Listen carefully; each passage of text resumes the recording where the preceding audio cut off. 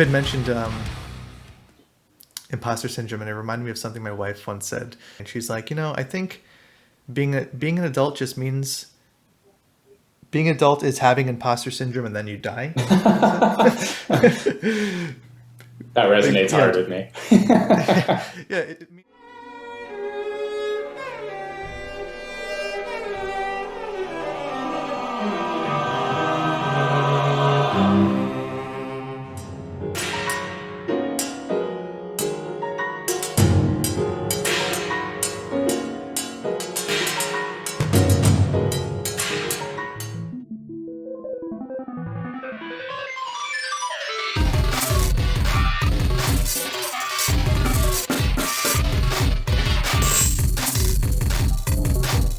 Long time no see, boys. What's up, Yeah, man? man. How's it going? Good. How are you? Good. Hanging in there. Yeah. Working from home, writing music from home, listening to music at home. That could arguably be the dream. Yeah. Yeah. What about you? What's going on? What's going on? I'm living in Brooklyn now, which has been nice. We're in Bushwick, and doing pretty much everything from home. Yeah. I look for excuses to leave. Yeah. When I think you told me on Instagram, you're teaching in Jersey? Mm-hmm. So I teach music theory at Montclair State University, which is just, over the river. Oh, Montclair's that close? Yeah. It's like a 50-minute commute from like Brooklyn during like rush hour. Oh, nice. Yeah, not too bad, but definitely a good way to get out and listen to some podcasts. Yeah.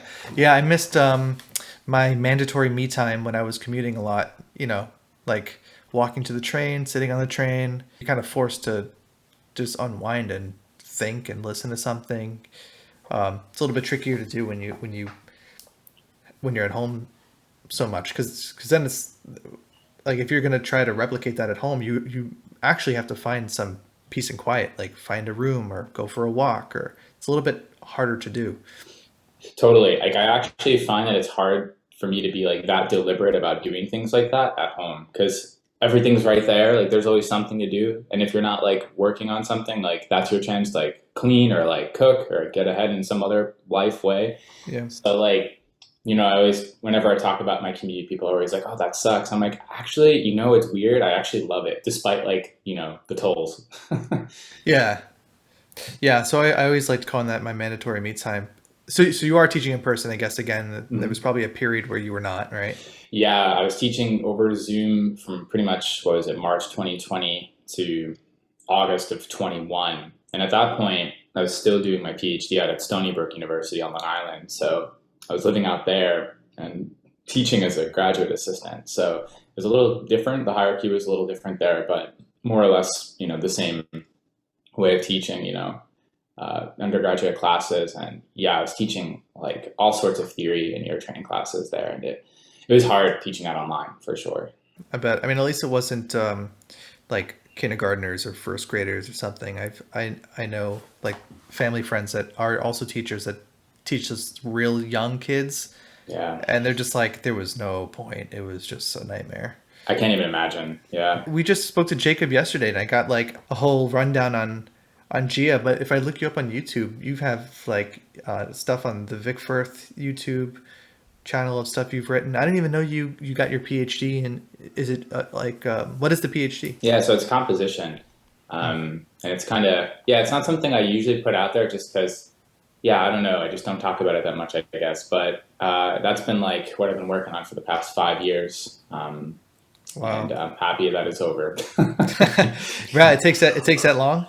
Yeah, I mean, believe it or not, for a PhD, I guess that could be considered like an average length. Some folks who are doing it in, the hard sciences or something could be 8 or 9 years, depending on what their dissertation topic was or is. So 5 years, it was like a combined master's and PhD.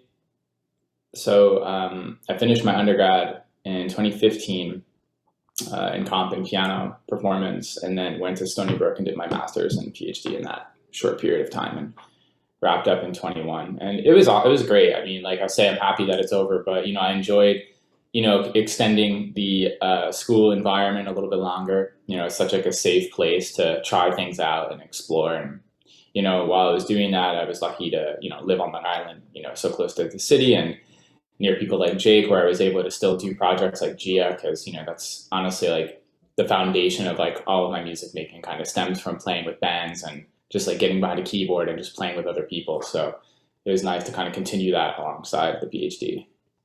Yeah, I was wondering about how Gia fits into your stuff. Like, do you see that as being like the real Alan Hankers, or is it just a like when I write, um, I just put out some music, the Noah band, and that's to me that's like the truest version of myself at that point in time.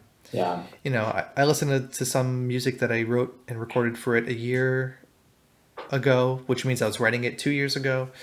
Um, and it's already like a slightly older version of myself. Hmm. And this past May, I went to Westfall. I saw that you Uh, recorded some stuff at Westfall, yeah. and did some more stuff, which is now a more relevant, recent version of who I am as a musician. And it's just going to keep on changing. But that's sort of been my outlet for that. Ever Forthright is a little different. That's a little bit more tailored to a sound that we're going for.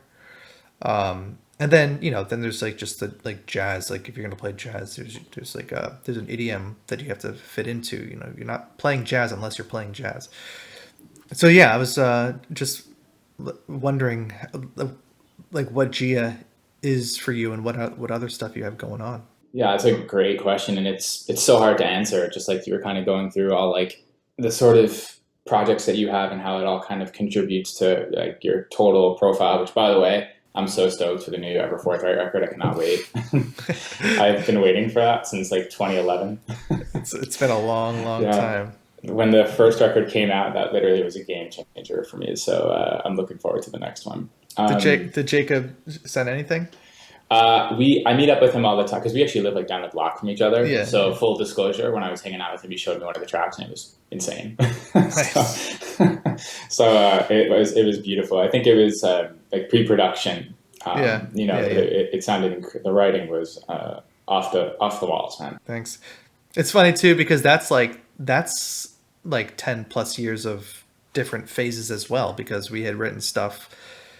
There's riffs on there that were written 10 years ago, then there was and then we kind of like shelved it for a bit, and then we regained some inspiration and wrote some more stuff, and then shelved it for a bit, and um had some vocals written at some point, then kind of were like, okay, well, where are the rest of the vocals? Found a different vocalist, changed it. So it's just been this like jambalaya. That's the best word I can think of.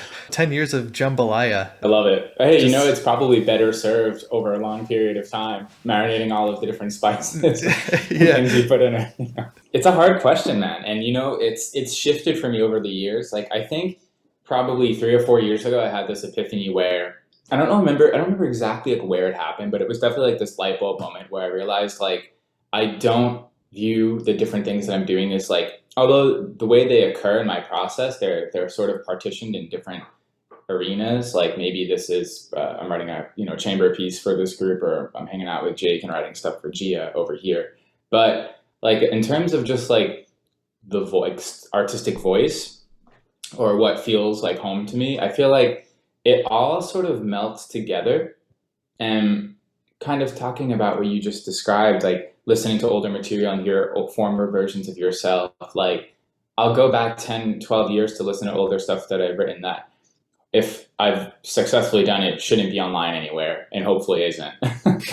But I listened to stuff from like 10 to 15 years ago, and I hear like myself, but I hear how I've tried keeping everything separate. Like I was like, okay, I'm going to write like a chamber piece, so it's going to be in that vocabulary and very much just that.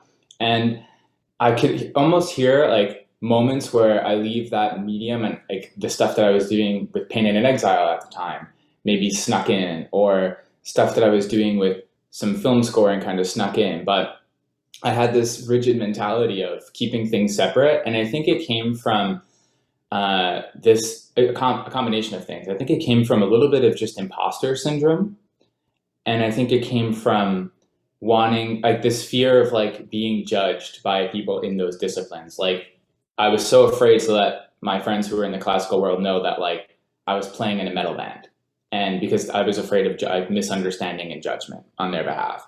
And I was so afraid that my comp teachers would figure out that I was interested in writing film music, because at the time where I was studying, there was sort of like a negative connotation that came along with like doing film music. It was like you kind of sold out, so to speak, or whatever. And this is definitely a mentality that I think has dwindled in recent years. Like I can't think of anybody in that world anymore who would probably have that opinion. But younger me at the time was so afraid of that. So I kind of just like kept things separate to try to not be found out, so to speak. And as I got more comfortable doing it, and as I got more comfortable with just who I was as a musician in person, I kind of said, fuck it, like let me just like be who I am. And then the walls went up, and all of those different streams of like passions and for different types of music just kind of like merged. And now, I find that whenever I'm working on different things, it just feels like a different part of myself. But if I stop writing metal, for example, for a long period of time, I feel like an emptiness. Like I'm like I haven't written like a metal artist in like 2 months. Like what am I doing with my life? And then if I go to like write metal music for 2 months and I'm not like writing something for a film or something, I'm like, oh my god, like I haven't done film music in 2 months. What am I doing with my life? And I don't think this is like a healthy balance right now, but it's definitely indicative of like how everything kind of feels like an integral part of me right now. Yeah, it's such a work in progress, and the sooner that you kind of just kind of come to terms with that you're always a work in progress, the happier you'll be, the more confidence you'll have in your music, the quicker that the imposter syndrome will go away.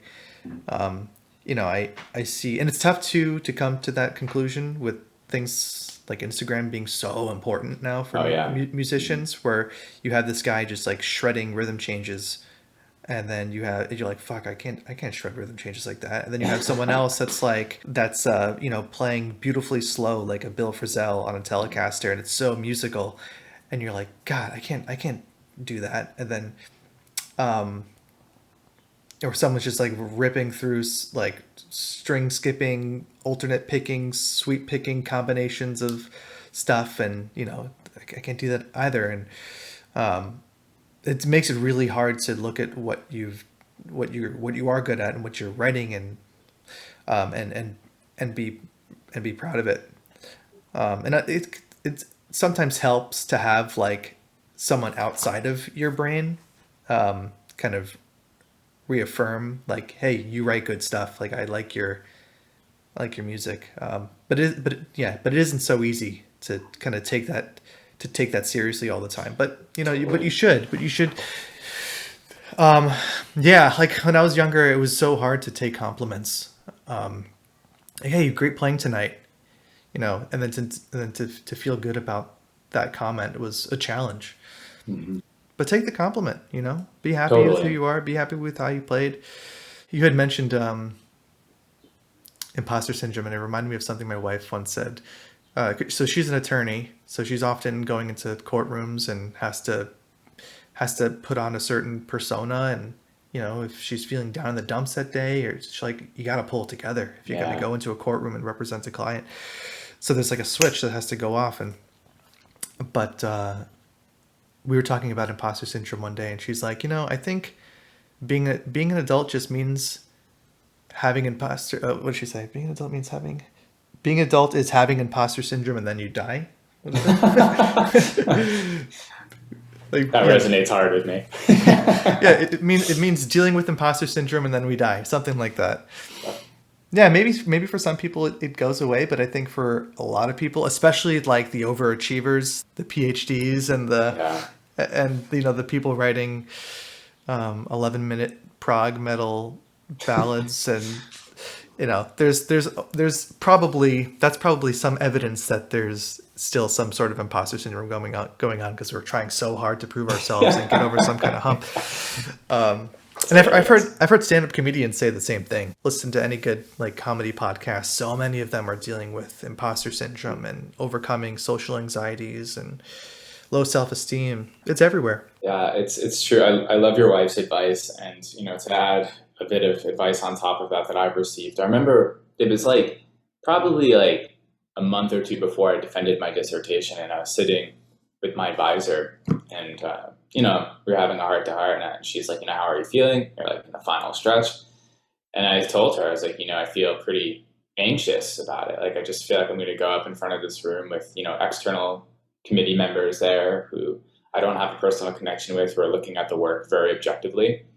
And I was, feeling a little like I was proud of the work. I felt confident in the work, but there was this emotional, more historical thing that shows up. It's not necessarily based on the reality. And I think that's true for a lot of people with imposter syndrome is when you really sit down and assess it, like there are moments where you should absolutely feel confident in whatever task you're performing based on just your preparation. But the imposter syndrome pervades because maybe, and as you hinted at this as well, maybe some historical thing with self-esteem or what have you.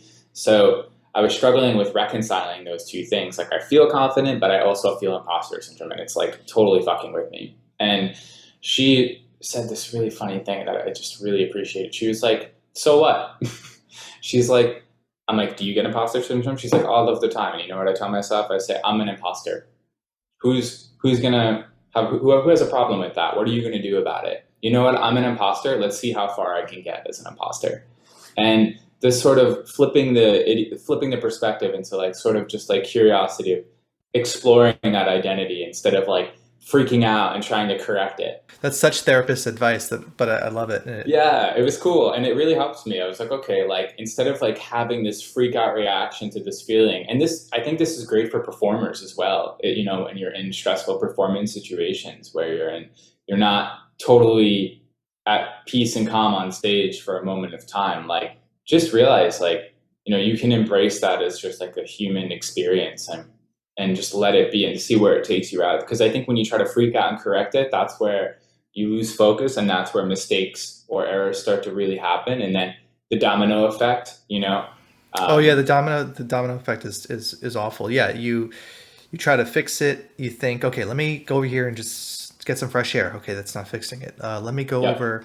Let me go get a glass of cold water. That should do it. Okay, let me do a shot. Like I think people do like a shot of alcohol sometimes to come here. Something to that. And then next thing you know, none of that is going to fix it. The only thing that's going to break it for you is just saying, like, this is an emotion, and I appreciate this emotion, and it's probably here because I care about what I'm doing. But it's just an emotion at the end of the day. Yeah, it's true. If the same applies for having trouble sleeping. Actually, if the worst thing you can do when you can't go to sleep is get stressed out about not going to sleep. The best thing to do, at least for me, is you can't get to sleep. Acknowledge like, okay, I guess I'm not going to sleep right now. Like, and then ironically, you'll probably fall asleep. And then you'll probably get pretty tired. You go like, this is clearly not the time for me to go to bed. Let me just embrace the fact that this is. I guess it's kind of unfortunate. I wanted to go to bed now, but let's find something else to do. Let me go read a book, go watch an episode of something, and maybe come back a little bit later. If only that worked in the flip side of things, right? Like, I don't know about you guys, but I have a hard time staying up. I'm like the sleepiest human being on the planet. Like, if it's like it doesn't matter what time I go to sleep. I could take a million naps. Once 10 p.m. hits, I'm like struggling, unless I have to play or something. But like, if only that could work for me. Like, if I could be like, I guess it's just not time to go to sleep. But if only I could stay awake. Yeah. I'm the same. I've worked on my sleep, my circadian rhythm, pretty hard, mainly out of necessity. I told Jacob this too, because I haven't spoken to Jacob in a long time, but now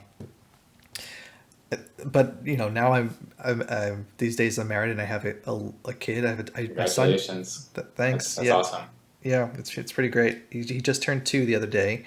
So just out of necessity, it's been okay. I'm exhausted. Going to put him to bed. He's going to be up at 7 a.m. That means I got to get to bed by 10, 11 if I want a full night's rest. And then just kind of out of necessity, I've like kind of really nailed down my sleep pattern. And thank goodness he's one of those kids that goes to sleep and stays asleep. That's amazing. That should be a course in conservatory. It's just called parenthood, where like your entire schedule is predicated on another person's schedule, and you have to find time to practice and do a million other things, right? It's like, oh, you want to Yeah. practice 4 to 6, 7 p.m. Just kidding. You have to feed them and put them to bed, and then you can And then you practice. can practice. Yeah. Yeah. The shit Yeah. they don't tell you. Yeah. And you have to you have to find a time to exercise in before they get up as well. Yep. Um, yeah, we should just do a whole segment on like classes that they should have taught in conservatory. Yeah. Doing your taxes, doing your Oh, yeah. taxes as a musician. Oh, yeah. Especially as a 1099. I mean, that's a painful experience in Yeah, New York like State. write-offs, how to write off things. Hmm. Um, I always thought it'd be the best lesson you can teach.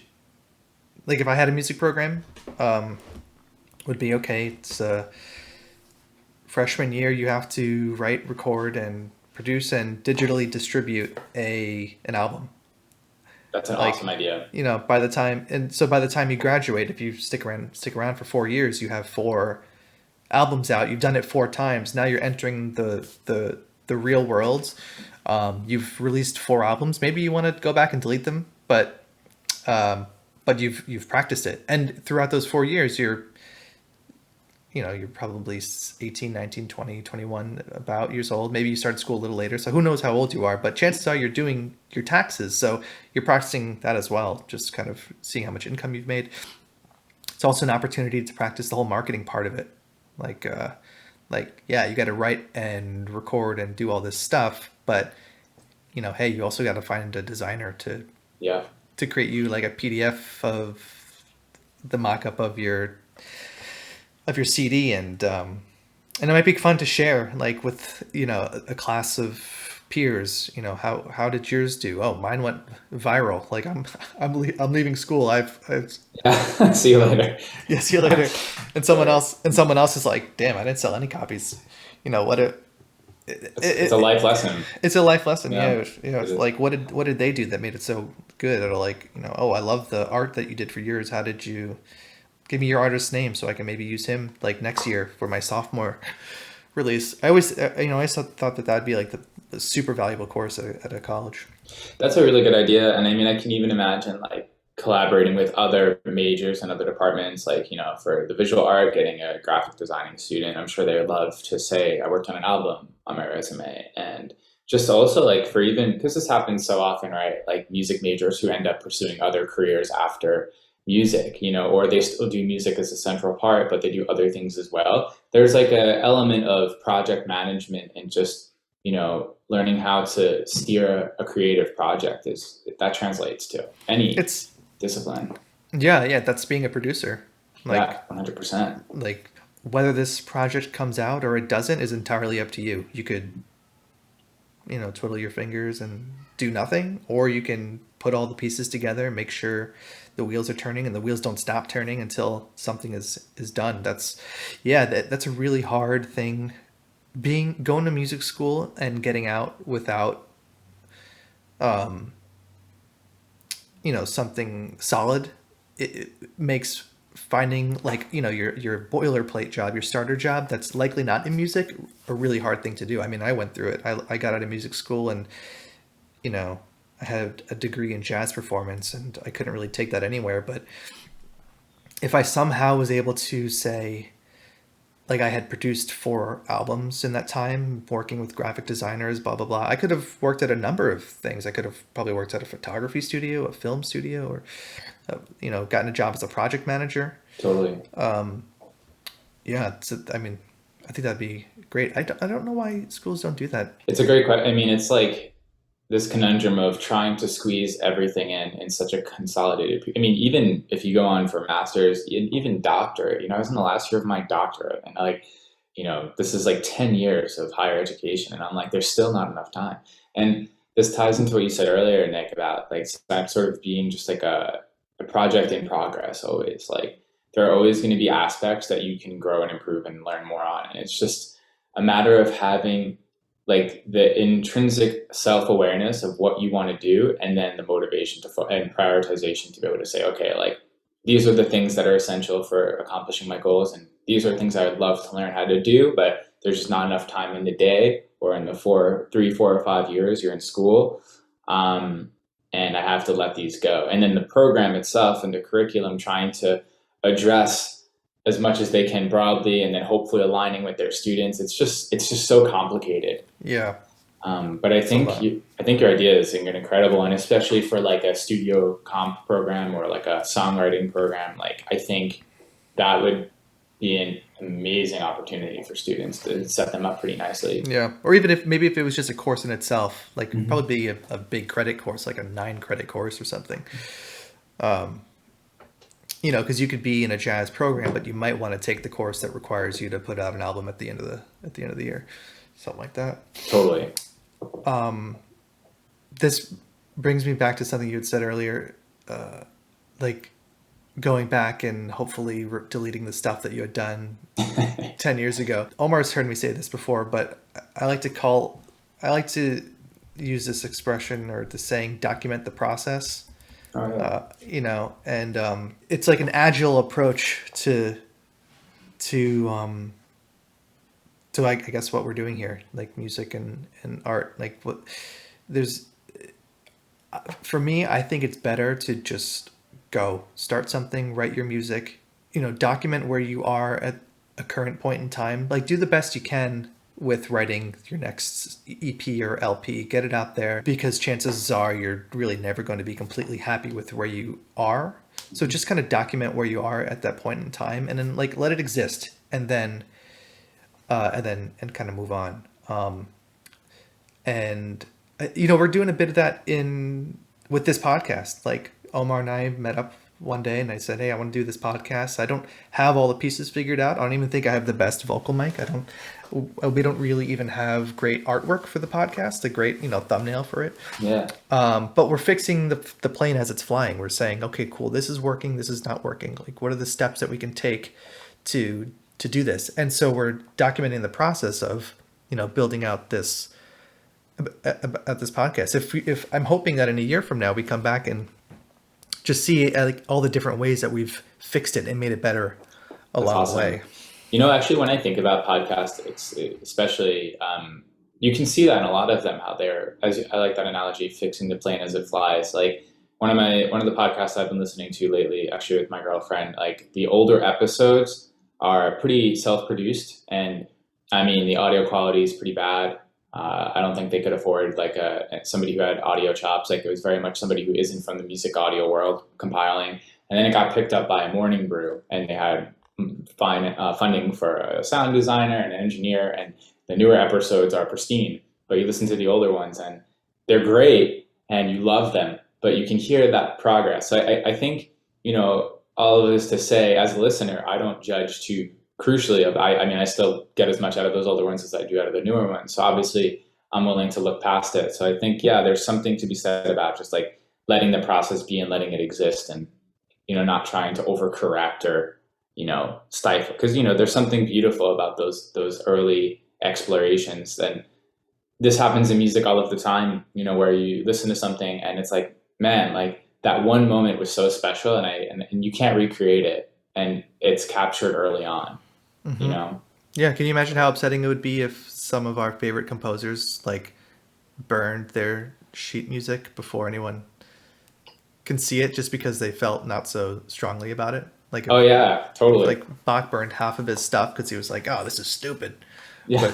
but you know, It's painful to think about. It's but I'm pretty sure a number of them did have that oh yeah, impetus, but and I'm forgetting which composer might have actually done that. Um, but yeah, I mean, it's a real thing, and you're right. I'm grateful they haven't all done that. yeah. You also said something before, like metal being a part of you, and if you don't, I mean, equally with other genres, like if you don't do metal, you feel like something is missing. But it is funny how for some musicians, metal is like a piece of the puzzle. There's some musicians out there that metal is not a piece of the puzzle at all. Mhm. Totally. I get a different reaction depending on who I'm talking to, but I love when I get, you play in a metal band, but you went to school for jazz?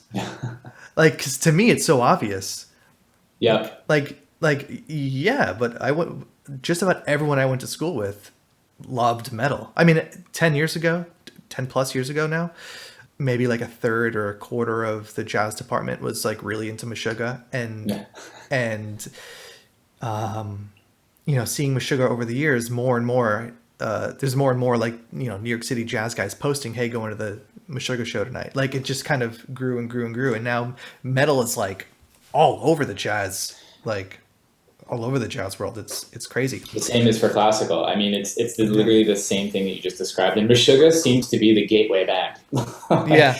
it's the band where it's just like there's enough material to, I don't know, like analyze and talk about. I mean, you can apply so many analytical techniques that you would apply to like 20th century, 21st century music. You could apply to Meshuggah, especially with regards to just like meter and phrasing and tuning systems and timbre. Like you can go, it goes on and on and on.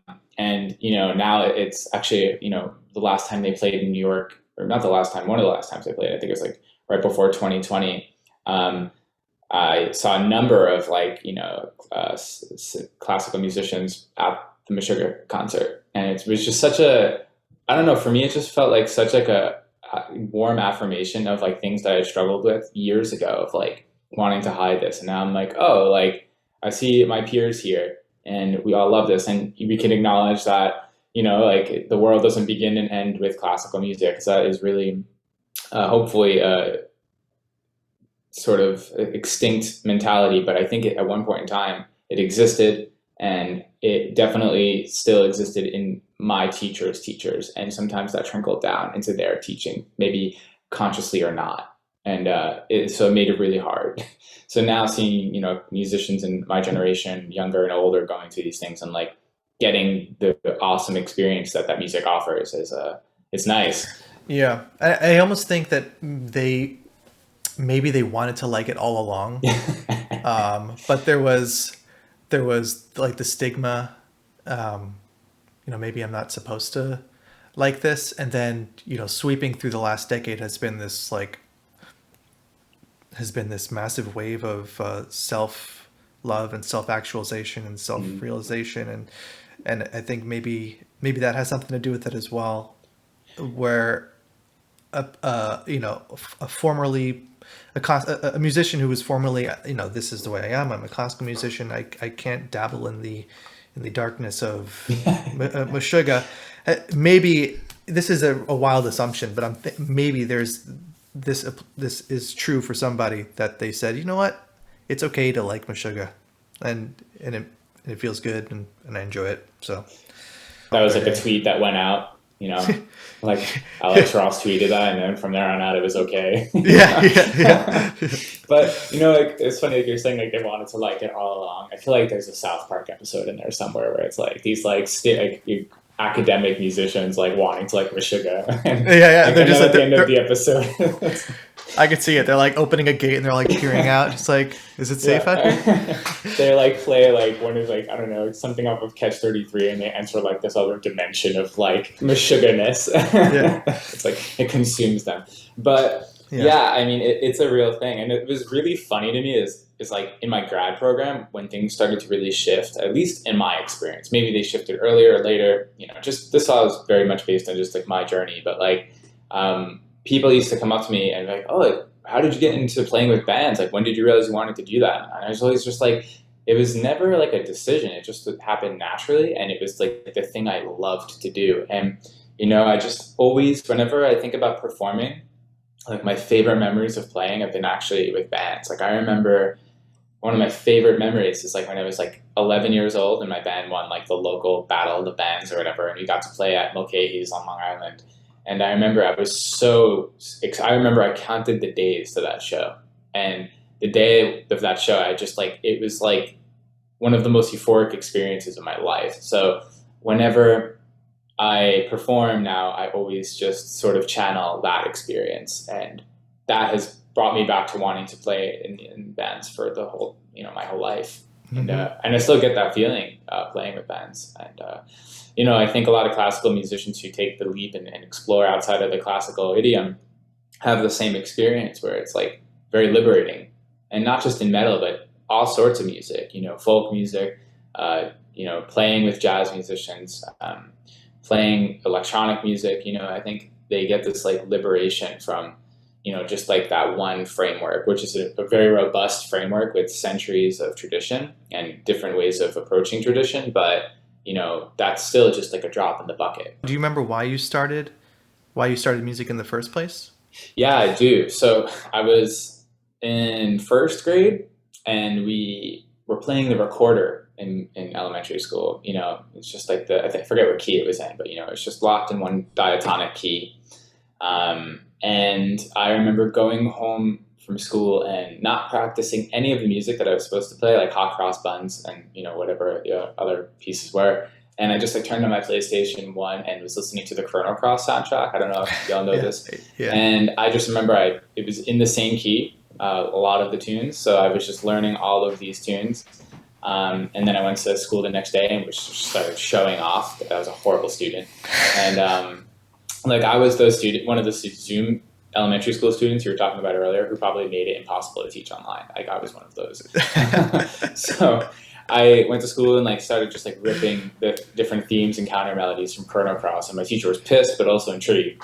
And she was like, all right, like stop doing that, but also you need to get music lessons because like it seems like you're perfect pitch and you're musical and you're phrasing, and like I'm overblowing to get harmonics of notes that don't exist on the instrument, but I have no idea that I'm doing that, but that's what I'm doing. I'm like, oh, this high A doesn't exist, but if I finger it this way, blow really hard, I get it in a really out of tune way. So that was like the beginning, and that also solidified this like love for film scoring as well, and working with media and working with directors and stuff like that, because I just always loved music to picture too. I love that story. Just coming in and playing Chrono Cross and playing like overtones from a little bit too hard and stuff. Oh my god. And zero fucks given. Just like I thought the imposter syndrome was not around at that time. No, it wasn't. It's such a wonderful time. Yeah. But man, that sometimes I feel like when it comes to music and practicing music, there needs to be more of like just shut up and play. Like, yes. Like let's just stop talking about this so damn much and just play the damn thing, and have fun with it. And your kind of soul will guide you where, like what you want to do and what you need to do. It's really hard being in school for jazz. When there's such like a rigid thing around jazz where, this is the way you're supposed to do it. And I was able to break out of that because I went to like a more modern school, but there were some teachers that were more of the mindset of this, like, what the hell are you doing? Like, this is not the place for like modern composition and the kind of licks that you're playing over minor chords and dominant chords. Like, there's a jazz idiom and you're not doing it right, which today I get a little bit better. I kind of wish I spent more time focusing on the true jazz idiom at the time, but I got all the time in the world to do things differently and change things how I want to practice them now and in the future. So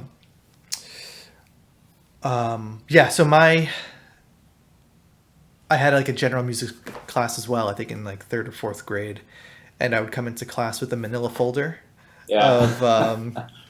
of like lyrics that I printed out at home, and I would ask my teacher like, hey, I brought in my manila folder of song lyrics. Can I sing a song? And I think she quickly learned to say no, because the songs I was coming in printing were like Korn's "Got the Life" and Limp Bizkit's off a $2 bill, like Faith and love it. Those kinds of things. Yeah, I mean, I wasn't playing like an actual instrument, and I played the drums in grade school too, so I wasn't really playing like notes yet. Yeah. But I knew I liked rhythm. I liked rock music. I liked heavy music. I was gravitating to like Korn and Limp Bizkit at a young age, but without really thinking about it that hard. My dad was like a big rock fan, like Hendrix and that kind of stuff. Cool. But yeah, I brought that manila folder everywhere I went. Whenever it was like, all right, family trip to the grocery store, we got to get some groceries, I'd grab my manila folder, and like in the hopes that a song came on that was printed in my manila folder, I would take it out and kind of I read along with love the that. lyrics. Wow.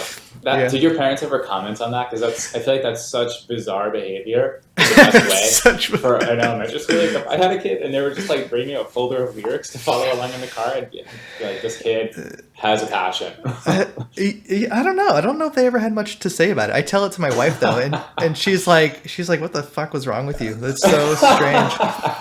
Um, I so love so, it. but yeah, my original question was like, why did you start? Or yeah, and I don't know why I did that. It just felt right.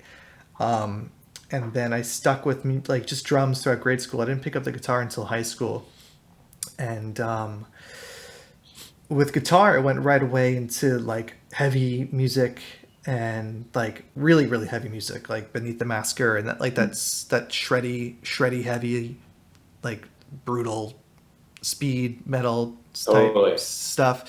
But also like Ben Monder. So I definitely wasn't listening to that to pick up girls. That's for sure. And even if I mean, it didn't work, if I was, yeah. I mean, it just I've always just kind of like liked did music because it just felt like it was a fun thing to do. I mean, Hmm. it's the same for me. It's the same as like you ever, when you're younger, like just take a bunch of stuff, put it in a cup and throw it in the freezer, and then like in the morning you wake up and you see like a frozen concoction of junk that you put in the freezer, Hmm. or it's like the same stuff. Like let's just see what happens. I'm gonna mix like syrup, milk, water, and soda, shake it up, put it in the freezer, and then in the morning I'm gonna come down and see this masterpiece of. And your parents were probably between the folder and your fridge experiment. Your parents were probably very concerned. Yeah. But I think it's a beautiful thing what you're describing. I mean, it's like if I were to slap a term on that, it's like your inner child, like your willingness to play, and just that's something that I think everybody should foster if they can. That Yeah, curiosity. yeah, and I try to embrace that with my son now, like a lot. I see him, he's like he wants to get into the pots and pans cabinet, and he's like this, That's and great. my instinct is like, no, we're not playing with that. Like um, but I try to put myself in his shoes and think like, oh man, all this kid wants in the world is to open this cabinet and like explore these pots and pans. Mhm. So I open the cabinet. I take them out so they're not gonna like fall over on him. Mhm.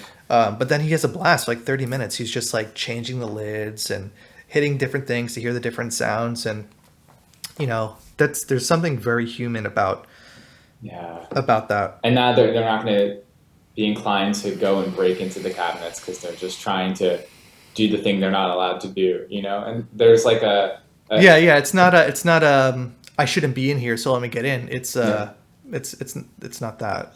yeah, and you're teaching like also just like boundaries and like there's a time for this, and then we put it away. And that's such an Yeah. important lesson to learn.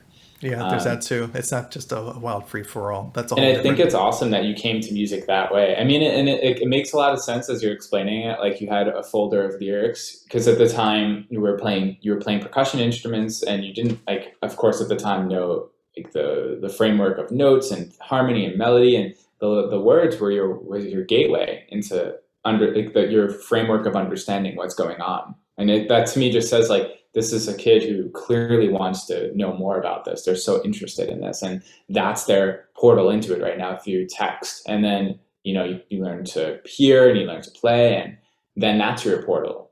And I think that's really awesome. And I always find that the musicians who kind of have this very healthy relationship with music, and I say that because there are a number of my colleagues who were kind of forced into playing, who were had really promising potential at a very young age, and their parents kind of forced a very rigorous sort of musical training on them, and they reached a point in life where it was like, well, of course I'm going to be a musician because like what else am I going to do? But there was no like deliberation of like what do I want to do. It just felt like that was the thing that was expected of them.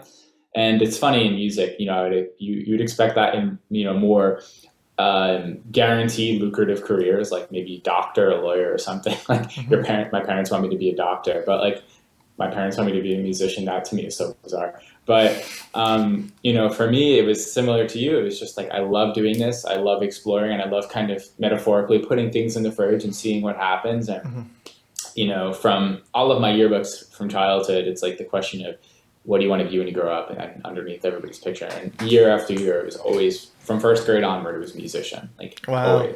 that's And cool. then it was like never even a thought of like what else. I mean, I explored other things out of interest, but like I always felt that intrinsic like just flow of like that's where I want to get. That's great. I think what I'm going to title this episode having a healthy relationship with music. Um,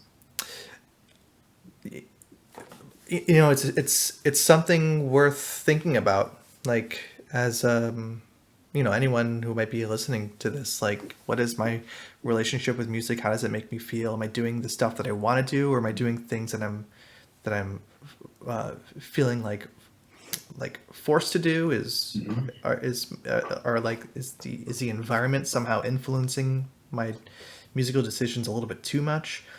Because it's hard, like we said before, with social media and Instagram, and everyone's like, there's so many great players now, and everyone's kind of finding what they're an expert at. Mm-hmm. What's your message? What's your vision? What do you want to be good at? Because you can't be good at everything. Not enough time in your life, unfortunately. Yeah, you can't be good at everything, but you can hone in on your vision and answer the question like what do you want to create, at least for like this block of time, you know. 100%. I totally agree with that. And, one thing to add that has been something that I've had to explore a little bit because there's always like, oh, there's this one thing that I want to do and I want to dedicate my time to that. But then there's like a couple of other things that I may be interested in that I don't spend time on. And I got stuck in this way of like only focusing on the tasks. And I found that if I was always 100% task oriented, I would feel a little artistically drained after a while. And what I've started doing since more so since I finished my PhD and I had more time to explore other things is I bake in time for just random experimentation into my process. Like it might be maybe one day a week. It might be several days a week if it's a slower week where, there's not as many projects going on and maybe it's the summer and I'm not teaching, a theory or something. I always bake in a little bit of time to just explore without any consequence whatsoever. And most of the time, the things that I do in those periods end up being foundational for other projects, or or just for a general style that I'm working within. I think like years ago, I started messing around with I would bake in hours a week of just experimenting with building synths and Serum and just doing a lot of like stuff with wavetables and making weird sounds and weird ways of like creating motion and synthesizers and that eventually turned into such a beneficial tool in my toolbox and it came from just playing around like you were mentioning, just like putting things in the fridge. Like I really think I'm like obsessed with that metaphor now because that's like I think that's just so important. And years ago when I was in my PhD program, I was writing a lot of music for strings, and I went and borrowed a bunch of string instruments from the music store I was teaching lessons at. And I'm not a string player, and if you heard me make a sound on a string instrument, you would know that immediately. But I was obsessed with harmonics, and I would just pick up the violin and record myself playing all of the natural harmonics in different bow positions, different like vibrato, touching the string in different ways, different versions of pressure. And I was just obsessed with these different timbral elements. And it seemed like meandering at the time. Like I was so anxious, like, what am I doing? Why am I doing this for 3 hours a day? And it turned out to be like such a significant part of like my compositional vocabulary of using string harmonics. And that led to me wanting to make a virtual instrument, which is what I'm doing, a side project that I'm doing now. I'm building a cello library that is all natural harmonics with just different versions of like overpressure and different bow positions. And, that specific knowledge came from play. And Hmm. if I was always super task oriented, I think I'd be neglecting that other way of working and sort of the inspiration that comes from it. It feels like meandering at times, but trusting the process. Cool, man. Well, let me see. Is there anything I want to ask you before you go? We gave a lot of advice, but I mean, for me, the big kind of message here is finding a healthy relationship with music. It's a shame how many people I see on Instagram saying that they're kind of pulling out of social media because of like anxieties and just kind of wanting to step away for a little while. I guess, you know, it's one thing to take a break, but it's another if again, like the environment is having a negative impact on your you know, your mental well-being and your well-being as a musician. Oh, totally. Cool. So then last thing, is there anything else you want to mention or plug? You're working on Gia. Do you know when that's coming out? The Gia record should be coming out hopefully at the end of 22, maybe the beginning of 23. That I'm definitely excited about. We have a ton of great music that we've been working on for a really long time. A lot of guest artists, as well as some new members to the group. The group has changed quite a bit. So I'm really excited about that project, and it feels just like a really strong group in a lot of ways, like just our processes, our musical philosophies, and just the way, you know, it's kind of like this shut up and play mentality that you've been talking about. Like it's this really great energy to the group. So I'm really excited about that and where that's heading. And aside from that, I just wrapped up a pretty big score for this short animated film. It's called Blue, and the full length should be coming out in the coming months. The trailer is out now, and it was a really cool process working with this company, this agency that pretty much created the animation totally in the cloud. And it's like Pixar level animation, and it's really incredible. So I'm really excited about that. And other than that, just like, you know, little projects here and there that, you know, keep me going, keep me inspired, and that's pretty much it.